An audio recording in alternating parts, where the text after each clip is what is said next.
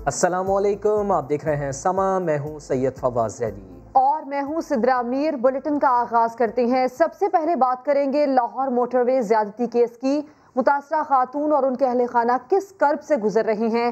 Case में अब तक की पेशरफ्त और पुलिस की कारकर्दगी से मुतासरा खानदान कितना मुतमईन है। 7 से 8 की एंकर किरण नाज ने मुतासरा खानदान से बातचीत की है। क्या कहना है मुतासरा खानदान का, सीनियर एंकर पर्सन किरण नाज से ही जान लेते हैं, जो हमारे साथ इस वक्त स्टूडियोज़ में मौजूद हैं। किरण, आपका राब्ता हुआ है मुतासरा खातून के अहले खाना से, क्या उन्होंने बताया है खातून की इस वक्त हालत कैसी है?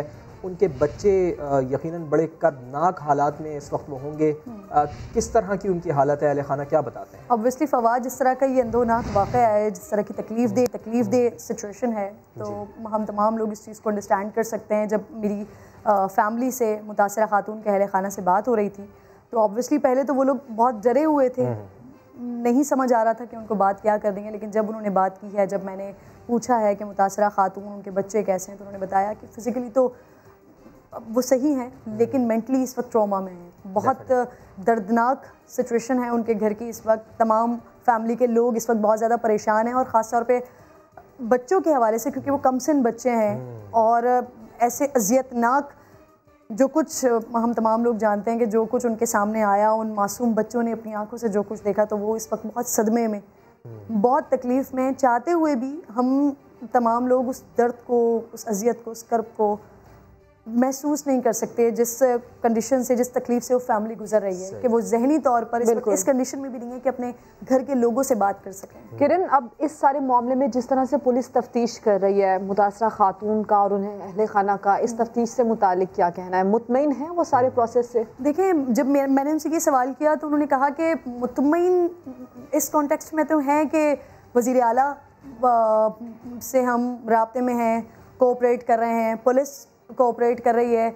लेकिन इस कोऑपरेशन से क्या होता है कि जब तक जो मुजरिम है वो बाकायदा तौर पर पकड़ा ना जाए, जब तक उसको सज़ा ना हो जाए, तो इस कोऑपरेशन का क्या फ़ायदा? तो ऑब्वियसली वो फैमिली डरी हुई भी है, परेशान भी है। लेकिन हाँ, उन्होंने इस चीज़ को भी एक्सेप्ट किया साथ साथ कि हमारे साथ पंजाब पुलिस और वज़ीर आला बहुत ज़्यादा कोऑपरेट कर रहे हैं। लेकिन साथ साथ उनकी जानिब से ये भी कहा जा रहा है कि सिर्फ ये कोऑपरेशन ना हो, बल्कि सज़ा भी हो।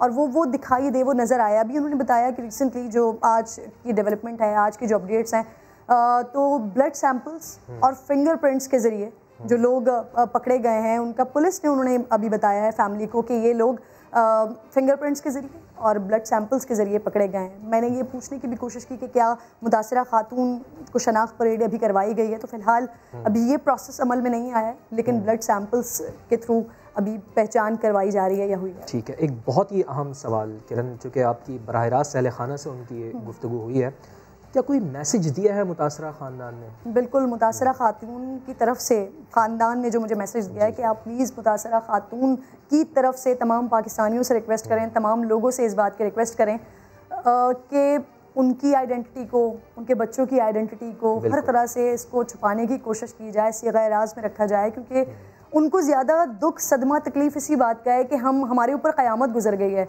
लेकिन अभी भी लोग कोशिश कर रहे हैं कि हमें खोजा जाए, हमारे घर का पता लगाया जाए, हमसे मिला जाए, हमें देखा जाए। और एक और चीज़ जो सोशल मीडिया पर हो रहा है, यानी कि दूसरे बच्चों की, दूसरी ख़वातीन की तस्वीर को उठाकर वो पोस्ट की जा रही हैं उनके नाम से, तो वो लोग रिक्वेस्ट कर रहे हैं कि हमारी तो आइडेंटिटी को सिग़ाए राज में रखा जाए, लेकिन साथ साथ जो आप लोग इस तरह की हरकतें कर रहे हैं, जो दूसरी बच्चियों की या दूसरी ख़वातीन की या दूसरे बच्चों की तस्वीरें उठाकर पोस्ट कर रहे हैं, वो चीज़ें आप ना करें। प्लस एक और भी बड़ा इंपॉर्टेंट मैसेज उनकी तरफ से दिया गया है कि जो उल्टी सीधी बातें फैमिली के लिए की जा रही है, खातून का कहना है कि प्लीज़ मेरे साथ ये मुसीबत हो गई है, ये क़यामत हो गई है, अब मेरी कैरेक्टर असैसिनेशन ना करें।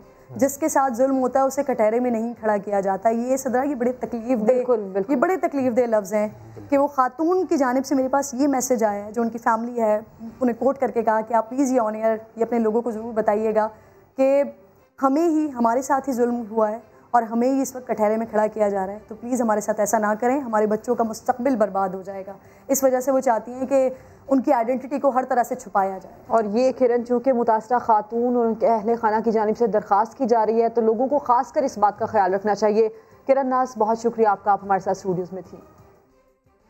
वज़ीर आज़म इमरान खान मोटरवे ज़्यादती केस को मंतकी अंजाम तक पहुँचाने के लिए पुराज़म हैं। लाहौर में इजलास की सदारत करते हुए कहा, मुजरिमों को कानून के मुताबिक सज़ा दिलवाई जाए। वज़ीर आज़म इमरान खान की ज़ेर सदारत पंजाब में अमन व अमान से मुताल्लिक इजलास हुआ। IG पंजाब ने खातून से ज़्यादती केस की तफ्तीश में पेशरफ्त पर ब्रीफिंग दी। वज़ीर आज़म ने बच्चों और ख़वातीन के साथ ज़्यादती के वाक़यात पर गहरी तशवीश का इजहार किया। इजलास में मुल्क भर में एक एमरजेंसी नंबर नाफिज करने और जराइम के खात्मे के लिए सेंट्रल डेटाबेस के क़याम पर भी गौर किया गया। अब आपको इस केस से मुतालिक अपडेट देते हैं। इंसदादी दहशतगर्दी की खुसूसी अदालत ने मुलजिम शफकत को जुडिशल रिमांड पर जेल भेज दिया। मुलजिम ने छोड़ने की इस्तदा की तो जज ने कहा, तुम्हारा DNA मैच कर गया है, तुमने कुछ नहीं किया होगा तो रिहा हो जाओगे। लाहौर से शाहिद हुसैन की रिपोर्ट। सानहा मोटरवे के मुलजिम का केस अब दहशतगर्दी की दफात के तहत चलेगा। शफकत उर्फ बग्गा का जुडिशल रिमांड दे दिया गया। मुलजिम का चेहरा ढांप कर अदालत लाया गया। अदालत ने मुलजिम की शिनाख्त परेड के लिए खुसूसी इंतजामात की हिदायत की। फाजिल जज ने कहा कि मुलजिम को दूसरों से अलग रखा जाए। शफकत ने कहा, बस जी मेहरबानी कर दें। फाजिल जज ने पूछा, क्या मेहरबानी करें, जिस पर मुलजिम ने कहा, मुझे छोड़ दें। जज का कहना था कि तुम्हारा DNA मैच कर गया है, अगर तुमने कुछ नहीं किया होगा तो रिहा हो जाओगे। इससे पहले पुलिस ने मुकदमे में इंसदादे दहशतगर्दी की दफात लगाई और इसे सेशन अदालत पेश कर दिया। सेशन अदालत के जज ने इन दफात के बायस समाअत से माजरत की और मुलजिम को इंसदादे दहशतगर्दी की अदालत ले जाने की हिदायत की। कैमरामैन गुलरेज मंशा और अजहर इकबाल के साथ शाहिद हुसैन, समा, लाहौर। मोटरवे ज्यादती केस के मरकजी मुलजिम का एक और साथी गिरफ्तार कर लिया गया। इकबाल उर्फ बाला मिस्त्री वारदात के रोज रास्ते से लौट गया था, लेकिन दीगर जराइम में गैंग के साथ सरगर्म रहा। जहांगीर खान की रिपोर्ट देखिए। मोटरवे ज्यादती केस, आबद अली गैंग का एक और रुकन गिरफ्तार, मरकजी मुलजिम ताहाल मफरूर। मुलजिम इकबाल उर्फ बाला मिस्त्री को साहिवाल के करीब से पकड़ा गया, जिसकी निशानदही वकारुल हसन और अब्बास ने ही की थी। तफ्तीशी जराये के मुताबिक मुलजिम मोटरवे रेप केस में मुलव्वस नहीं, लेकिन गैंग का हिस्सा है। लेकिन इकबाल वारदात से पहले रास्ते से ही वापस चला गया।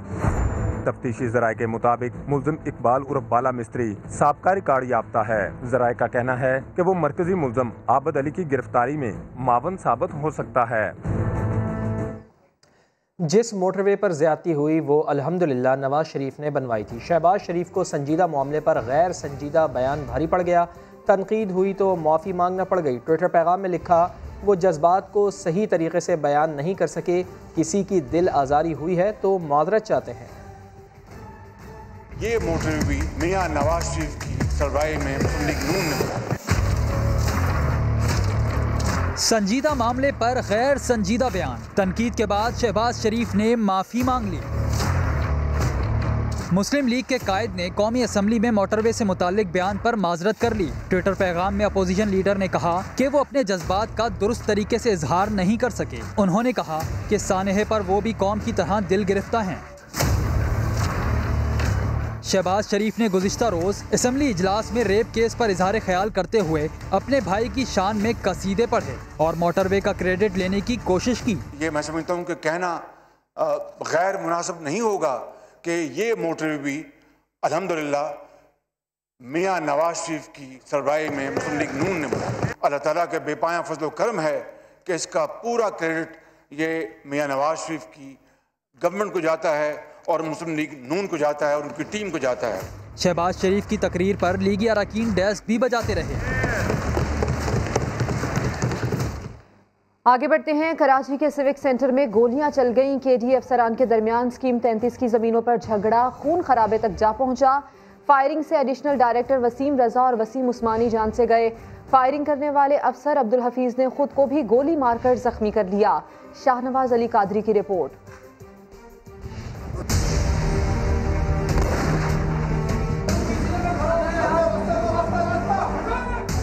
कराची के सरकारी दफ्तर में गोलियां चल गईं। सिविक सेंटर की तीसरी मंजिल उस वक्त खूनम खून हो गई जब एडिशनल डायरेक्टर वसीम रजा के दफ्तर में मीटिंग जारी थी। बात इतनी बिगड़ी कि सरकारी अफसर अब्दुल हफीज ने बंदूक तान ली। गोलियां लगने से वसीम रजा और वसीम उस्मानी शदीद जख्मी हुए और जख्मों की ताब न लाते हुए अस्पताल में दम तोड़ गए। शोर शराबा मचा तो हम लोग आए तो आगे जख्मियों को बाहर लेके जा रहे थे। लिफ्ट से नीचे लेके जाए गाड़ियों में, वहाँ लेके नीचे और अस्पताल पहुंचाया।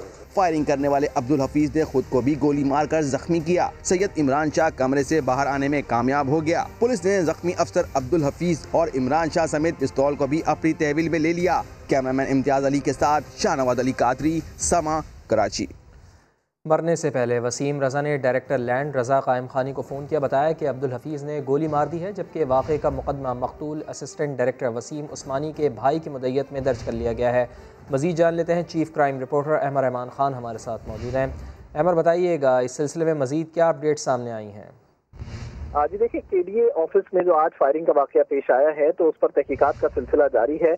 अब ये बात सामने आई है कि एडिशनल डायरेक्टर वसीम रजा को जब गोली लगी है तो उसके बाद उन्होंने इमरान शाह को जो है वो फ़ोन किया है और उन्होंने ये जुमला अदा किया है कि देख मुझे जो है वो गोली मार दी है, और उन्होंने साथ ये भी बताया है कि अब्दुल हफीज़ की जानिब से ये गोली चलाई गई है। फायरिंग से 3 मिनट कबल ही सुपरिटेंडेंट है इमरान शाह, जिनके बारे में ये कहा जा रहा है कि वो उस कमरे से बाहर आए हैं और फिर ये फायरिंग का वाकया पेश आया है। अब्दुल हफीज का ये ख्याल था कि एडिशनल डायरेक्टर वसीम रजा ने उनका तबादला जो है वो करवाया है डायरेक्टर लैंड रजा कायम खानी से कहकर, इसी वजह से अब्दुल हफीज ने आज ये फायरिंग की। ठीक, बहुत शुक्रिया आपका अहमर।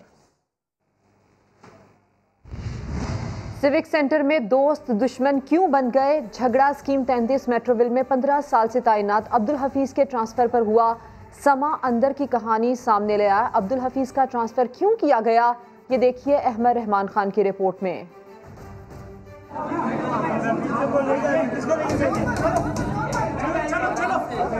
मेरा तबादला क्यों किया? 15 साल से तैनात हूँ, कहीं नहीं जाऊंगा। गोलियां चलाने वाले अब्दुल हफीज की आंखों में खून उतर आया। समा ने सिविक सेंटर वाकये की अंदरूनी कहानी का खोज लगा लिया। सुपरिटेंडेंट अब्दुल हफीज 15 साल से स्कीम 33 मेट्रोवेल में तैनात था। एडिशनल डायरेक्टर वसीम रजा ने अब्दुल हफीज का तबादला किया था। तबादले की वजह थी जमीनों के मामलात में हेर फेर और रकम की लेन देन। बहुत अच्छे इखलाक दोस्त हैं, सारे अपने आपस में बैठते हैं, गैदरिंग है और सारे एक ही स्कीम के हैं। असिस्टेंट डायरेक्टर जो है वो मेट्रोवेल के, एडिशनल डायरेक्टर वसीम रजा साहब जो थे वो भी मेट्रोवेल के थे, हफीज साहब भी सुपरिटेंडेंट थे मेट्रोवेल के। तबादला रुकवाने के लिए अब्दुल हफीज ने पहले तो 2 रोज मिन्नतें की, बात ना बनी तो धमकियां दी जाने लगी। आज बैठक में भी यही मसला जेर बहस आया तो एडिशनल डायरेक्टर वसीम रजा के ना मानने पर कराची में नन्नी मरवा के कत्ल केस में गिरफ्तार मुलजिम फैज़ ने दोस्त के साथ मिलकर घिनौने जुर्म का इतराफ़ कर लिया है। अदालत ने दोनों का 26 सितंबर तक जिस्मानी रिमांड मंजूर कर लिया। इरफानुल हक की रिपोर्ट।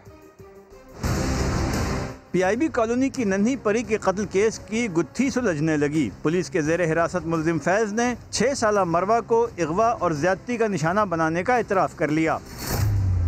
दर्जी की दुकान पर काम करने वाले मुलजिम ने बयान दिया कि उसने अपने दोस्त अब्दुल्ला के साथ ये घिनौनी हरकत की। ज्यादती की वजह से बच्ची की मौत वाक़ई हुई तो लाश को कचरा कुंडी में फेंक दिया गया। मुलजिम फैज़ मरवा के मोहल्ले में ही रहता है। पुलिस ने फैज़ और उसके दोस्त अब्दुल्ला समेत नवाज का भी जिस्मानी रिमांड हासिल कर लिया। दौरान तफ्तीश मजीद अहम इंकशाफात का इम्कान है, जबकि पुलिस को मुलजिमान के DNA रिपोर्ट्स का भी इंतजार है। 6 साला मरवा को 4 सितंबर को अगवा किया गया था, जिसकी लाश 3 दिन बाद मिली थी। इरफानुल हक, समा, कराची।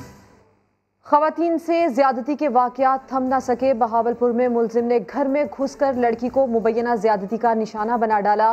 पुलिस ने मुलजिम को गिरफ्तार कर लिया। इस हवाले से एहसन अंसारी की रिपोर्ट भी आपको दिखाएंगे, लेकिन बहावलपुर से ये रिपोर्ट है जहां पर ज्यादती के वाकयात थम नहीं रहे हैं और यहाँ पर ऐसे ही वाकयात पेश आ रहे हैं। पुलिस ने मुलजिम को गिरफ्तार कर लिया है। दूसरी जानिब लाहौर से ये खबर है, डकैती के दौरान मज़ाहमत पर कत्ल की वारदात का सुराग लगा लिया गया। खातून के कत्ल में भतीजा मुलव्विस निकला। वारदात में मरकजी मुलजिम की साली और दीगर 3 अफराद भी शरीक थे। रियाज अहमद रिपोर्ट करेंगे। पैसे की लालच ने रिश्ते भुला दिए। मुअम्मर खातून के कत्ल का मरकजी मुलजम भतीजा निकला। अफसोसनाक वाकया पेश आया कोट लखपत के इलाके चुंगी अमर सदू में, जहां 23 अगस्त को 60 साला रुखसाना बीबी को घर में कत्ल किया गया। पुलिस के मुताबिक वारदात करने वालों में उसका भतीजा नईम भट्ट, साली जाहिदा और दीगर 3 अफराद साजद, मोहसन और इम्तियाज शामिल थे। पुलिस ने नईम भट्ट, जाहिदा बीबी और साजद को गिरफ्तार कर लिया है। दौरान तफ्तीश मुल्ज़मान ने इतराफ़े जुर्म कर लिया और उनसे 4 लाख रुपए नकदी और तलाई जेवरात बरामद कर लिए गए हैं। पुलिस का कहना है कि दीगर 2 मुल्ज़मान की तलाश जारी है और वो जल्द ही पकड़े जाएंगे। रियाज अहमद, समा, लाहौर। अटक में खाला ने भांजे को गोली मारकर कत्ल कर दिया। पुलिस ने मुलजिमा को गिरफ्तार करके असलहा बरामद कर लिया है। सैयद फारूक बुखारी की रिपोर्ट। भांजे का कातिल सगी खाला निकली, मुलजिमा गिरफ्तार, आला कत्ल भी बरामद। वाक़या 4 रोज कबल अटक के इलाके समंदराबाद में पेश आया। पुलिस का कहना था कि तनाज़ा रकम के लेन देन का था। मुलजिमा को गिरफ्तार किया और उसका जो है रिमांड हासिल किया गया और मुलजिमा से दौरान तफ्तीश हमने पिस्टल जो है रिकवर कर लिया। मुलजिमा ने इब्तदाई तफ्तीश में ही जुर्म का एतराफ़ कर लिया। मुझे पैसे दे दो, नशे करते, पाउडर पीते, चरस पीते, जुआ खेलते, तो मैं घर पे नहीं होते, मेरे आदमी दिल का मरीज़ है। पुलिस ने मकतूल की बहन की मुद्दत में दर्ज होने वाली FIR में मुलजिमा के साथ इसके बेटे और रिश्तेदार को भी नामजद कर दिया है। मजीद तफ्तीश जारी है। सैयद फारूक हसन बुखारी, समा, अटक। गुजरावाला में मनशियात फरोशों का 3 रुकनी गैंग पकड़ा गया। 22 किलोग्राम मनशियात बरामद कर ली गई। मोहसिन खालिद की रिपोर्ट। गुजरावाला में पुलिस की कार्रवाई। नौशेरा वर्का में तालीमी इदारों के अतराफ मंशियात फरोख्त करने वाले 3 मुलजिमान धर लिए गए। कब्जे से 22 किलो मंशियात भी बरामद कर ली। ये जो मंशियात फरोश हैं, ये मुख्तलिफ तालीमी इदारों के गिरदोनुमा में जो छोटे छोटे मंशियात फरोश हैं उनको ये सप्लाई करते थे। पुलिस के मुताबिक मुकदमा दर्ज करके मुलजिमान के मजीद साथियों की गिरफ्तारी के लिए कार्रवाई शुरू कर दी है। मोहसिन खालिद, समा, गुजरावाला। कराची में पीर को शाह लतीफ़ टाउन में ट्रैफिक हादसे में माँ बेटी।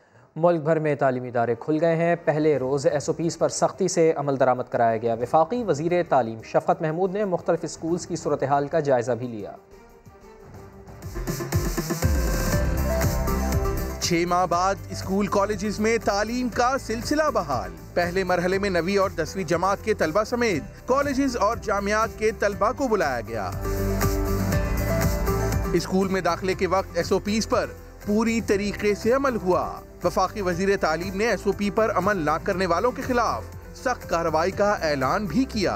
कंट्रोल रूम्स बना दिए गए हैं, हर स्कूल की मॉनिटरिंग हो रही है और ये देखा जाएगा कि अगर कहीं खुदा न खास्ता कोई अमल दरामद नहीं हो रहा, उनको वार्निंग दी जाएगी और फिर स्कूल बंद भी किया जा सकता है। कराची के तलबा भी खुशी खुशी स्कूल गए। फ्रेंड्स के साथ, टीचर्स के साथ एक अच्छा अटैचमेंट होती है तो ज़्यादा अच्छा लगता है स्कूल आकर। हम ऑनलाइन क्लासेस लेते थे लेकिन वो मज़ा नहीं आता था जैसे टीचर्स के साथ पढ़ने में आता है, स्टूडेंट्स के साथ, फ्रेंड्स के साथ पढ़ने में आता है। लाहौर के तालीमी इदारों में भी तदरीसी सिलसिला बहाल। क्लासरूम्स में समाजी फासले को यकीनी बनाया गया। पेशावर के तलबा ने भी SOPs पर मुकम्मल अमल दरामद का अज़्म किया ताकि स्कूल्स दोबारा बंद न हो। तालीमी इदारों के बाहर आगाही बैनर्स भी आवेजा किए गए थे। कोयटा में दर्जा हरारत चेक करने के बाद तलबा और असातिज़ा को तालीमी इदारों में जाने दिया गया। बलूचिस्तान हुकूमत ने तालीमी इदारों में कोरोना के रैंडम टेस्ट कराने का भी फैसला किया है। कराची में 6 माह बाद शादी हॉल्स खुल गए। SOPs की वजह से मेहमानों की तादाद कम रहेगी मगर हॉल मालिकान ने किराया कम करने से साफ इनकार कर दिया। खुर्शीद आलम की रिपोर्ट। इंतजार की घड़ियां खत्म, मेहंदी के रंग सजेंगे। किसी की आएगी बारात तो कहीं सजेगी वलीमे की महफिल। 6 माह के वक्फे के बाद शादी हॉल्स खुल गए, लेकिन अब एक मेज पर 12 नहीं सिर्फ 6 मेहमान बैठेंगे। पहले हमारे एक हॉल में 450 की कैपेसिटी होती थी तो उसको हमने कम करके अभी जो है ना गवर्नमेंट SOPs के तहत 200 का कर दिया है तकरीबन। शादी हॉल्स मालिकान ने साफ कह दिया कि कोरोना ने जो माली नुकसान पहुंचाया उसके पेश नजर किराया कम करने का तो सवाल ही पैदा नहीं होता। हमारे रेट वही हैं, अगर कल को SOPs हटती हैं तो कस्टमर तो रेट नहीं बढ़ाएगा, तो बात वही है, हमारे रेट वही हैं। अगर कल को SOPs हटती हैं तो हम सेम रेट पे ही होंगे। हॉल मालिकान का कहना है कि लॉकडाउन की वजह से होने वाले नुकसान का अजाला करने में कम से कम 3 साल लगेंगे। अवामी हलकों का कहना है कि शादी हॉल्स को रेगुलेट करना हुकूमत की जिम्मेदारी है ताकि उनकी मनमानियों को रोका जा सके। कैमरामैन मोहम्मद आतिफ के साथ खुर्शीद आलम, समा, कराची। उधर फैसलाबाद में शादी के लिए 6 माह का इंतजार। कोरोना की वजह से मार्च में होने वाली शादी सितंबर में हुई। SOPs का खास ख्याल रखा गया। यूसुफ चीमा की रिपोर्ट। फैसलाबादियों का तवील इंतजार खत्म हुआ। शादी हॉल्स की रौनकें बहाल हुईं, तो दूल्हे राजा सपनों की रानी लाने के लिए बारात लिए पहुंच गए। फैसलाबाद निशाताबाद के रिहायशी डॉक्टर असद के घर वाले 6 माह से हालात बेहतर होने के मुंतजिर थे। बच्चा बाहर से आया हुआ था, लेकिन हमने फिर बड़ी मुश्किल से मतलब रोका उसे। पता चला कि खुल रहे हैं मतलब ये शादी हाल वगैरह, तो फिर अब हमने ना बड़े खुश हैं कि चलो अल्लाह का शुक्र है कि ये मौका आ गया। लड़की वालों ने भी बारातियों के लिए शानदार दावत का एहतमाम कर रखा था।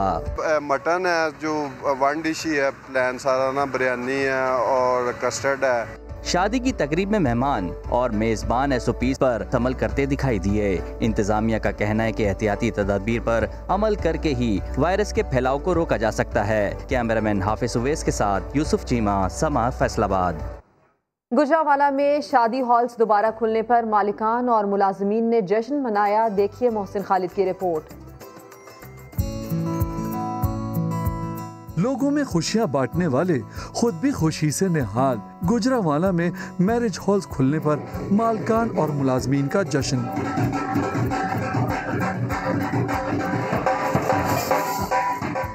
मालकान कहते हैं रोजगार के बंद दरवाजे एक बार फिर खुल गए। हमारा मुकम्मल तौर पे बिजनेस बंद था और हमारे साथ जो रिलेटेड फैमिली थी बहुत ज़्यादा तंग थी और हमने बड़ा सफ़र किया है। मौजूदा जो हुक्मरान है उनको भी तरस आ गया है, हमारा ये मैरिज बिजनेस खुलने लगा है। जिले में 311 मैरिज हॉल्स और 114 मार्कीज में 4000 मुस्तकिल जबकि 10,000 से जायद डेली वेजेस मुलाजमीन काम करते हैं जो बेरोजगारी से तंग आ गए थे। हमारे शादी हाल ओपन किए हैं।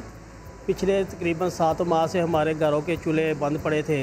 अब इस वजह हमारे घर के चूल्हे चलेंगे और हम बेहद मशकूर हैं हुकूमत पाकिस्तान की जिन्होंने हमारे हाल ओपन किए हैं। SOPs के तहत मैरिज हॉल्स की रौनकें बहाल होने पर जहां मुलाजमीन को रोजगार मिलेगा, वहीं शादी ब्याह और दीगर तकरीबात के लिए जगह मिलने पर शहरी भी खुश हैं। कैमरामैन शबीर हुसैन के साथ मोहसिन खालिद, समा, गुजरावाला। शादी हॉल खुले तो बैंड बाजे के काम से मुंसलिक अफराद को रोजगार मिलने लगा। मुल्तान से मोहसिन अली की रिपोर्ट। शादी हॉल खुलने से बैंड बाजे वालों का कारोबार चमक उठा। कोरोना के बायस 6 माह से बंद कारोबार बहाल हुआ तो उस्ताद अहमद नवाज और उनकी टीम को काम मिलना शुरू हो गया। ये 6 महीने जो गुजर के गए इसके हालात में तो बिल्कुल हमारा रोज़गार नहीं था। तमाम हमारे साथी जो थे ये भी बेरोज़गार थे और हम भी बेरोज़गार थे। लिहाजा अब ये खुशी का इजहार हुआ है, हमें पता चला कि क्लब खुल रहे हैं और आज पहले दिन हमारा ये आर्डर बुक हुआ है। पूरी टीम सफ़ेद रंग के यूनिफॉर्म ज़ेब तन किए अपनी मौसीकी के आलात को साफ करते और बजाते खुशियों के लम्हात का इस्तकबाल कर रहे हैं। पहले मैरिज हॉल बंद थे, 15 तारीख आज है, तो मैंने कहा सोच रहा था कि भैया अभी एडवांस ही बुकिंग हो जाए, लेकिन ये कहते हैं हमारे पास टाइम नहीं है, जिसकी वजह से मैं अब किसी और के पास जाऊँगा। लॉकडाउन से शदीद माली मुश्किलात का शिकार उस्ताद अहमद नवाज और उनकी टीम फंक्शन मिलने पर काफ़ी खुश है। कैमरामैन चौधरी महबूब के साथ मोहसिन अली, समा, मुल्तान। और रहीम यार खान में बीवी ने फॉलोअर्स बढ़ाने के लिए टिकटॉक पर शौहर के हलाक होने की झूठी वीडियो वायरल कर दी। शहरियों की बड़ी तादाद घर के बाहर जमा हो गई। कराची में एक बार फिर लोड शेडिंग का जिन बोतल से बाहर आ गया है। शहर के मुख्तलिफ इलाकों में बिजली की बंदिश का दौरानिया 9 घंटों तक पहुँच गया है। लोड शेडिंग से इस्तिस्ना वाले इलाकों में भी 2 से 3 बार बिजली बंद की जा रही है। मज़ीद जान लेते हैं, समग्र नुमाइंदे अशरफ खान हमारे साथ मौजूद हैं। अशरफ, गर्मी बढ़ने के साथ साथ लोड शेडिंग भी बढ़ गई है, क्या वजह बताई जा रही है कि इलेक्ट्रिक की जानिब से?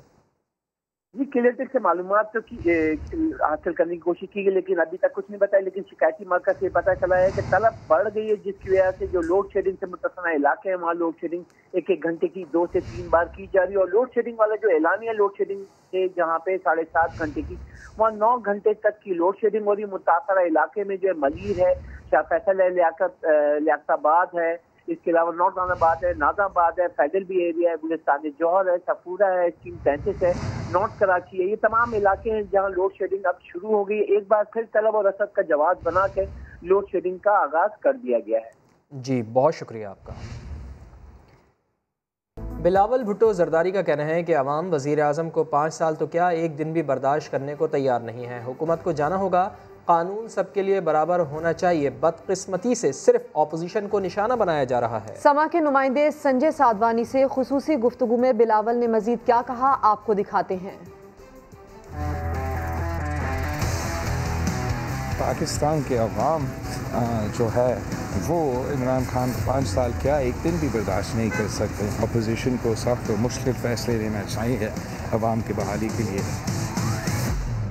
ऑब्वियसली हमारा हर जमात का अपना सियासत भी है, लेकिन जहाँ तक इस हुकूमत की बात है, जहाँ तक इस हुकूमत का किरदार है, हम सब एक ही पेज पे हैं और हमारा गोल एक है। हमने अब अपना स्ट्रैटेजी को एक करना है कि हम जमहूरियत को बहाल करें। अगर पाकिस्तान में दो नहीं एक पाकिस्तान है तो फिर सारे को एक ही कानून के तहत जवाब देना चाहिए।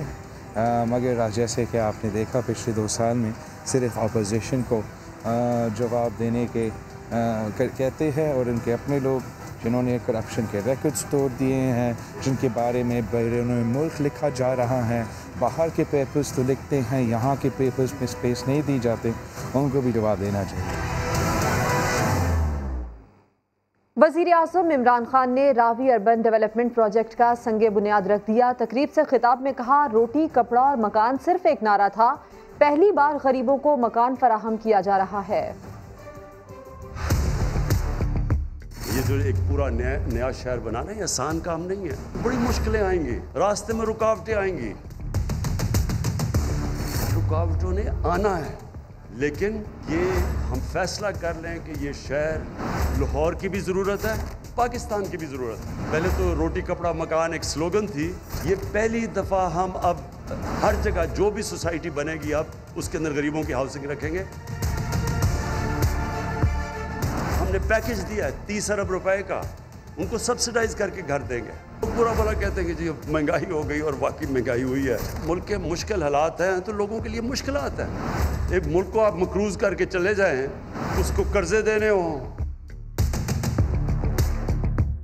मुश्किल से पैसा हो अपना मुल्क चलाने के लिए, कर्जे ले मुल्क चलाने के लिए, तब वो बेल्ट टाइटनिंग करता है, खर्चे कम करता है। उसमें तो लोगों को मुश्किल वक्त गुजरना पड़ेगा। ये तो दुनिया की तारीख है। पावर में आए, अपनी शुगर मिल्स लगा ली, फैक्ट्रियाँ लगाई, पैसा बनाए, लंदन में बड़े बड़े घर ले लिए, हमारी सोच इतनी रह जाती है।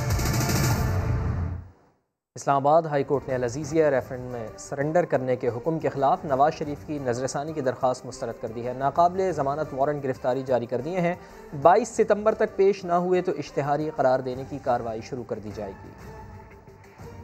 नवाज शरीफ की सरेंडर करने के हुक्म पर नजरसानी की दरखास्त मुस्तरद तो हाजिरी से इस्तिस्ना की दरखास्त खारिज। इस्लामाबाद हाई कोर्ट ने अल-अज़ीज़िया रेफरेंस में नाकाबिले ज़मानत वारंट गिरफ्तारी भी जारी कर दिए। दौरान समाअत बड़े मियाँ साहब के वकील ख्वाजा हारिस के तवील दलाइल के बाद अदालत ने मुख्तसर फैसले में करार दिया नवाज शरीफ अब रिलीफ के मुस्तहिक नहीं रहे।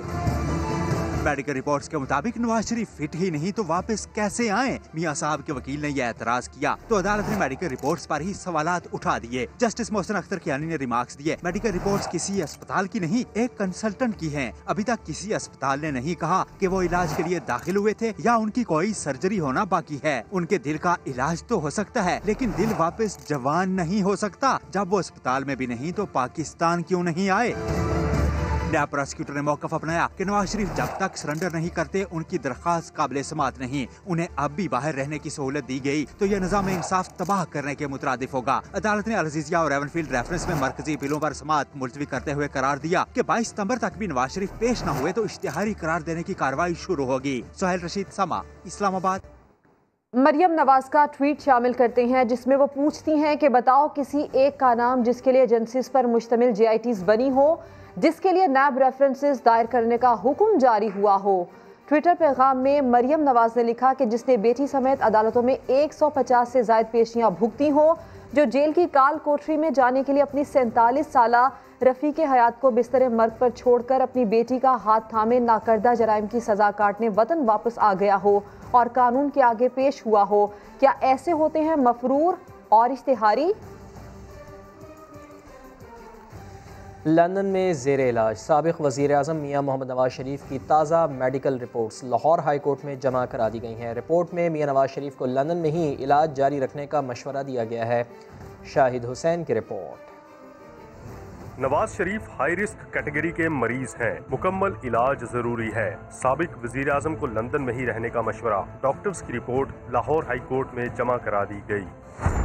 4 सफ़हात पर मुश्तमिल रिपोर्ट नवाज शरीफ के वकील अमजद परवेज ने जमा कराई। रिपोर्ट के मुताबिक हाई रिस्क कैटेगरी के मरीज को दिल के इलाज के लिए तमाम इकदाम करने की जरूरत है। दिल की शरियानें खोलने के लिए जल्द ही वक्त मुकर्रर किया जाएगा। प्लेटलेट्स का इलाज दिल की बंद शरियानें खोलने का अमल मुकम्मल होने के बाद किया जाएगा। डॉक्टर्स ने मशवरा दिया है कि नवाज शरीफ मेडिकल थेरेपी और रूटीन की चहलकदमी जारी रखें। नवाज शरीफ के मुताबिक वो पाकिस्तान की जेल में तन्हा कैद थे, वहाँ उनकी हालत ज्यादा खराब हुई।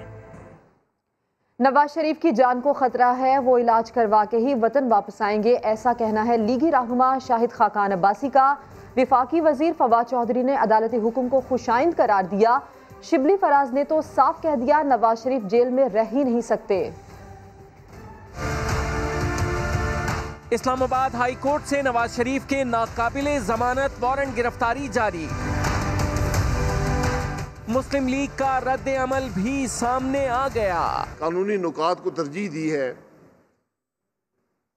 नवाज शरीफ साहब की सेहत के हकायक के हवाले से हमें उस बात पर मायूसी भी है। इलाज कराकर वो वापस आएंगे और अदालत के सामने पेश हो जाएंगे। एहसन इकबाल ने कहा कि मेडिकल रिपोर्ट्स में सफर को नवाज शरीफ के लिए खतरा बताया गया, जिसे हुकूमत ने झुटलाया नहीं। हुकूमत बरतानिया में ये फैसले भेजेगी पाकिस्तान के फैसलों पर कि हमारा निज़ाम कानून किसी की हेल्थ कंडीशन को कैसे ट्रीट करता है, इसके ऊपर फैसला अब बरतानिया के इदारे करेंगे। शिबली फराज का कहना था कि जेलों में कई कैदी नवाज शरीफ से ज्यादा बीमार हैं। ये लोग जो है ना, ये जेल में ये रह नहीं सकते हैं, काम इनके जेल में रहने वाले हैं। फवाद चौधरी ने अदालती फैसले को खुशाइन करार दिया। अदालत ने भी जो मेडिकल रिपोर्ट्स हैं उनके ऊपर रिलाई नहीं किया और यूके की जो मेडिकल रिपोर्ट्स हैं वो जाहिर है कि जाली साबित हुई। फवाद चौधरी ने कहा कि अदालती फैसले से इस तासुर की नफी हुई कि मुल्क में ताकतवर के लिए अलग और कमजोर के लिए अलग कानून है। एक धेले की नहीं, अरबों रुपए की करप्शन हुई है। जल्द दूध का दूध और पानी का पानी हो जाएगा। Chairman NAB justice retired Javed Iqbal ने एकतरफा एहतसाब का इल्ज़ाम मुस्तरद कर दिया। कुदरत का एक अपना निज़ाम, आप जो होते हैं आप वही काटते हैं। ऐसा नहीं है कि कोई आदमी बेगुनाह है और उसके खिलाफ केस रजिस्टर किया गया है या उसके खिलाफ रेफरेंस तैयार किया गया है। किसी ने धेले की करप्शन नहीं की। करप्शन का रेशो तो करोड़ों और अरबों में। मैं इस तासुर की सख्ती से नफी करता हूँ। एहतसाब एक तरफा सिर्फ उन लोगों को नजर आता है उनकी आंखों पर पट्टी है या तसव्वुर की ऐनक है। चंद दिन पहले वो मालूम के बड़े सियासतदान हैं, वो कह रहे थे कि मैं चेयरमैन को मुनाजरे का चैलेंज करता हूँ। उन्होंने कहा था जी नैब की क्या ताकत है, ये तो अपनी नाक से मक्खी नहीं उड़ा सकता। मैं उनकी खिदमत में मुबारकबाद अर्ज करूँ कि नैब ने कभी किसी मक्खी को इजाज़त ही नहीं दी कि उनके नाक पे बैठे। अगर करप्शन होगी तो ज़्यादा केस रजिस्टर होंगे, जब ज़्यादा केस रजिस्टर होंगे तो ज़्यादा जमानतें भी होंगी। जमानत का वो जाना कोई बड़ी बात इसकी नहीं है। तो मर्डर केसेस में भी जमानतें हो जाती, उनको संजीदगी से लेने की इसलिए ज़रूरत नहीं कि फैसला हनूज बाकी है। एंटी करप्शन फोर्स की तादाद भी बढ़ रही है। केसेस का इंशाअल्लाह जल्द अज जल्द फैसला होगा। दूध का दूध और पानी का पानी हो जाएगा। कोरोना की वबा ने सियालकोट में खेलों के सामान की पैदावार को मुतासिर किया तो सनतकार ने N95 और सर्जिकल मास्क के लिए मशीन इंपोर्ट करके नुकसान पूरा किया। शहजाद अहमद की रिपोर्ट देखिए। सियालकोट के सनतकार की कमाल महारत। कोरोना वायरस से स्पोर्ट्स गुड्स इंडस्ट्री मुतासर हुई तो हिम्मत न हारी। हावर अनवर ख्वाजा ने मास्क बनाने का यूनिट लगा लिया। जब ये शुरू हुआ कोविड का जनवरी-फरवरी में, तो हमारे ऑर्डर सडनली मसिव इशू आया। कस्टमर्स ने ऑर्डर कैंसिल किए and so we look for, हमने कहा जी हमें अल्टरनेट जाना चाहिए, तो ये अपॉर्चुनिटी बड़ी ज़बरदस्त नज़र आई। KN95 मास्क 5 लेयर्स जबकि सर्जिकल मास्क 3 लेयर्स पर मुश्तमिल होता है। मास्क मुख्तलिफ रंगों में भी दस्तयाब हैं। कोरोना वायरस के बाद KN95 और सर्जिकल मास्क की तैयारी पर आलमी सतह पर पजीराई काबिल सताइश है। कैमरामैन आजिक के साथ शहजाद अहमद, समा, सियालकोट। वज़ीर-ए-आज़म इमरान खान से आज पाकिस्तानी क्रिकेट टीम के हेड कोच, कप्तान, चेयरमैन PCB और मोहम्मद हफीज़ मुलाकात करेंगे। फर्स्ट क्लास क्रिकेटर्स का मुकदमा पेश किया जाएगा। और बारिशों से मारगला के पहाड़ों का हुस्न निखर गया है। सैर व तफरी के शौकीन अफराद मारगला पहुँच गए हैं। इस्लामाबाद से फराह रब्बानी की रिपोर्ट। दिलों के तार छेड़ती झरनों की आवाजें, बारिश से धुला मारगला का कुदरती हुस्न और शफाफ पानी में अटखेलियां करते बच्चे, ये सब देन है हालिया गैर मामूली बारिशों की। कुदरती नज़ारों ने पुकारा तो लोग काम छोड़ छाड़ कर ट्रेल 5 पहुंच गए। नॉर्मली जब हम हाइकिंग पे आते रहे तो इतना पानी नहीं था, क्योंकि अब ऑब्वियसली बारिशें हुई हैं तो इस वजह से, तो ये मेन अट्रैक्शन है। I heard about it, तो I took the day off from the office and I came here। तो बहुत अच्छी जगह है, बारिश की वजह से स्पेशली पानी और ज़्यादा आ गया, and you can see the waterfalls। तो it's a very nice place, and मैं तो कहूँगा कि लोग आएं और इसको विजिट करें। बच्चों बड़ों ने एक एक लम्हा खूब एंजॉय किया। किसी ने सेल्फी बनाई तो किसी ने ठंडे पानी में डुबकी लगाई। तूफानी बारिशों ने शहरों में तो तबाही मचाई, लेकिन मारगला के खूबसूरत ट्रेल 5 पर चश्मे फूटने से इसका हुस्न मजीद निखर गया। कैमरामैन हबीबुल हसन के साथ फराह रब्बानी, समा, इस्लामाबाद। बुलेटिन से इतना ही। एक ब्रेक के बाद होंगी हेडलाइंस। आप देखते रहिए समा।